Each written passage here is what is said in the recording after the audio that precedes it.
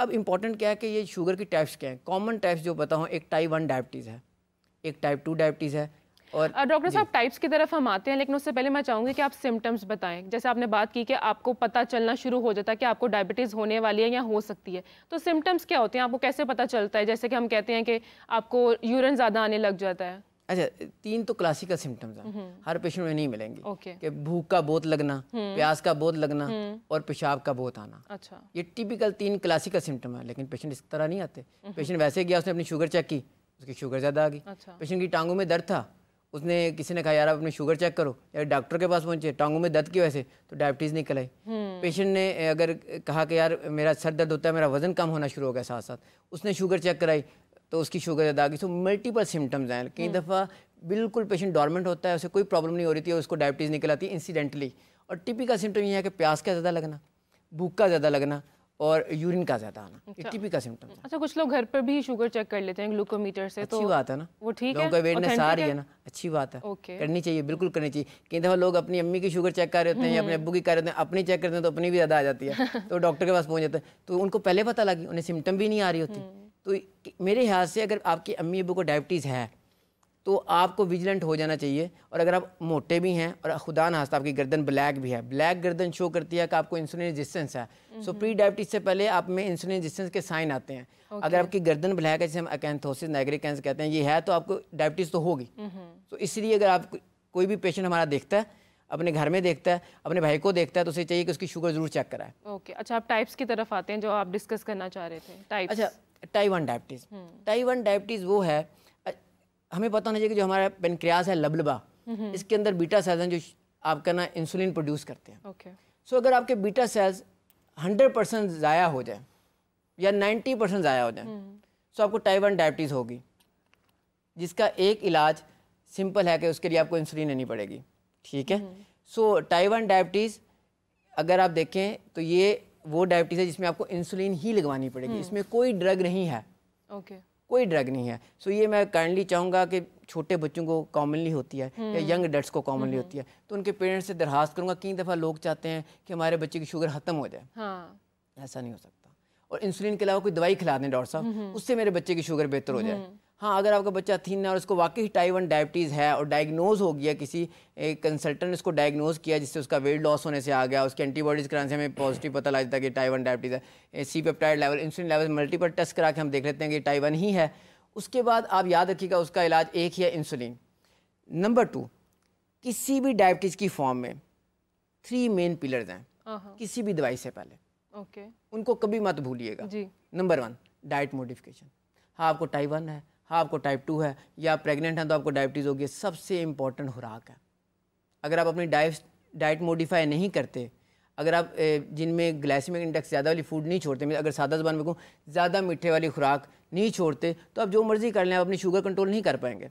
Number 2, अगर आप walk ही नहीं करते, आप चाहते हैं सेडेंटरी लाइफस्टाइल में रहना, मतलब मैं बैठा रहूँ और खाता रहूँ और मैं चलूँ भी ना और मैं दवाई लेके अपनी शुगर कंट्रोल कर लूँ, तो ऐसा भी पॉसिबल नहीं। It's very tough time. इससे आपके पेनक्रियास पे बर्डन बढ़ेगा और उसको प्रॉब्लम होगी।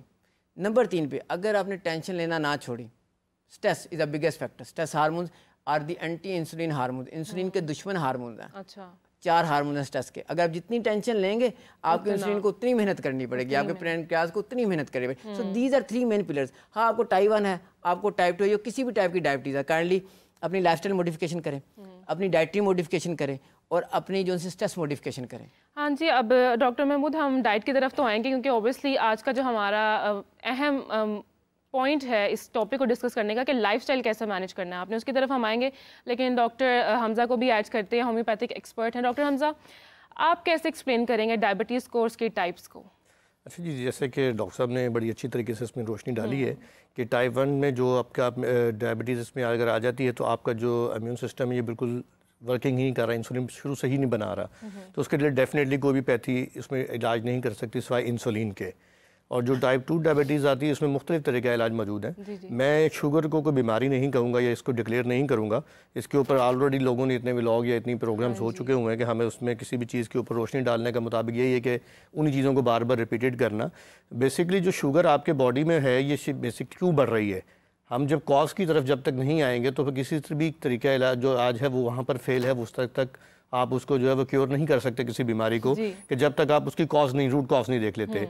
अब जब आप जो डाइट्स ले रहे हैं, कार्बोहाइड्रेट्स एक्स्ट्रा साइड में ले रहे हैं, और आपका लिवर जो है उसको सही तरीके से प्रोसेस नहीं करवा पा रहा, तो फिर क्या होगा कि फिर आपकी जो पेनक्रास है उसके ऊपर इफेक्ट आएगा, उसके ऊपर प्रेशर आएगा, तो फिर उसको डैमेज होना शुरू हो जाता है। मोस्टली लोगों में क्या होता है कि जब मोटापा आ जाता है तो उसमें भी क्या चीज़ आती है कि आपका जो पेनक्रास है वो इंसुलिन उस तरह से प्रोड्यूस नहीं करता। अब जिन लोगों की बिल्कुल बहुत ज़्यादा प्रॉब्लम आ जाएगी तो जारी बात है उनको क्या करना पड़ेगा, उनको इंसुलिन की तरफ जाना पड़ेगा, टैबलेट्स की तरफ जाना पड़ेगा।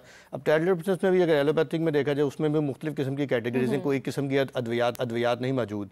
हमारे होम्योपैथिक में देखें तो होम्योपैथिक में बेशुमार ऐसी अद्वियात मौजूद हैं जो कि आपकी एक लेवल के ऊपर जाकर शुगर को कंट्रोल कर सकती हैं। बहुत ज़्यादा रिचनेस अगर शुगर लेवल है तो उसको हमारी भी अद्वियात इतने अच्छे तरीके से क्योर नहीं कर पाती। अच्छा, लेकिन डॉक्टर हमजा, जब आपको डायबिटीज़ डायग्नोज हुई है, शुगर डायग्नोज हुई है, तो आपको स्टार्ट में ही इंसुलिन ले लेनी चाहिए या आपको मेडिसिन से स्टार्ट करना चाहिए? जी मैं वही बता रहा हूँ कि शुगर बेसिकली बीमारी नहीं है। शुगर ये किसी भी आपके जो लाइफस्टाइल है इसकी चेंजिंग का नाम है, ठीक है। इसमें ये बीमारियों की माँ कहा जा सकता है इसको। डेफिनेटली इसने जो आपके मेन ऑर्गन्स हैं, हार्ट है, किडनीज है, आपकी आइज हैं, ये चीज़ें इन चीज़ों को अफेक्ट करती है सबसे पहले।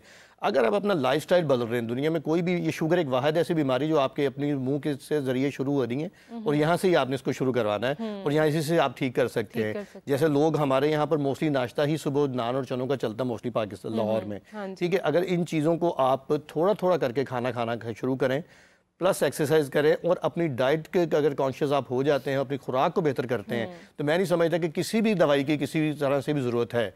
और इसमें जो आप अगर 3 दफ़ा जो खाना उसको आप 6 दफ़ा के ऊपर ले जाएं या 8 दफ़ा के ऊपर ले जाएं और पार्शली थोड़ा थोड़ा करके अगर आप खा रहे हैं तो डेफिनेटली आपका शुगर लेवल बॉडी में नहीं बढ़ेगा।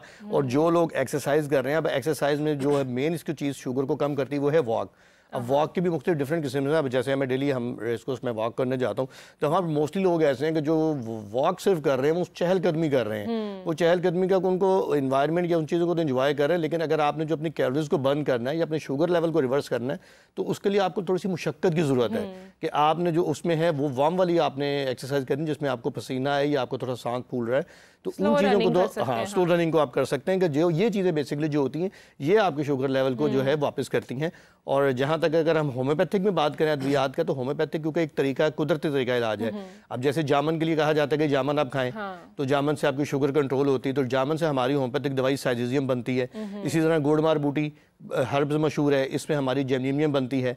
इसी तरह मोस्टली ऐसी दवाइयाँ हमारे होम्योपैथिक में मौजूद हैं जो कि इन फलों से ही बनती हैं और उनके बड़े अच्छे इफेक्ट्स होते हैं। जैसे शुगर की वजह से किडनीज पे इफेक्ट आ रहा है, यूरिन में प्रोटीन आ रही है या पस सेल्स आ रहे हैं, तो डेफिनेटली उन चीज़ों को ये चीज़ें बहुत अच्छे तरीके से जो मैनेज कर सकते हैं हम, और इनसे जो साइड इफेक्ट है उनसे बचा जा सकता है। ऑब्वियसली